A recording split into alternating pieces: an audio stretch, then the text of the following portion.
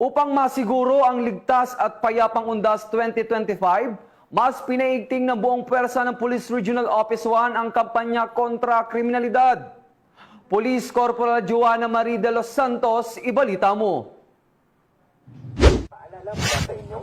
Bilang bahagi ng pagpapanatili ng kapayapaan at kaayusan sa buong Region 1, mas pinaigting ng Police Regional Office 1 ang kanilang kampanya laban sa kriminalidad nitong paggunita ng Undas 2025.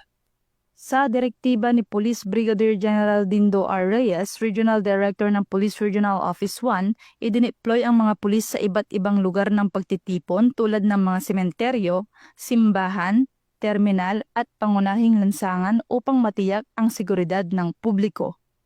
Kabilang sa mga hakbang na ipinatupad ay ang Police Visibility Patrols o Plansita, checkpoint operations, pagbibigay ng safety tips flyers at deployment ng Police Assistance Desk upang agad na makapagbigay ng tulong at impormasyon sa publiko.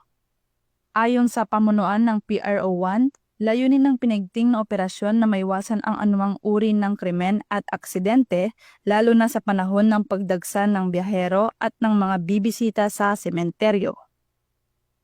Hinimok din ng PRO1 ang publiko na makipagtulungan sa kapulisan, maging mapagmatsyag at agad na i-report ang anumang kahinahinalang aktibidad upang masiguro ang ligtas at payapang Undas 2025.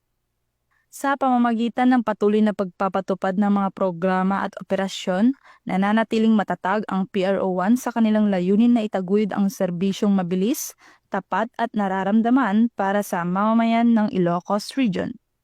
Mula dito sa Ilocos Region, ako ang inyong PNN Correspondent, Police Corporal Joanna Marie M. de los Santos, alagad ng batas, tagataguyod ng balitang pulis.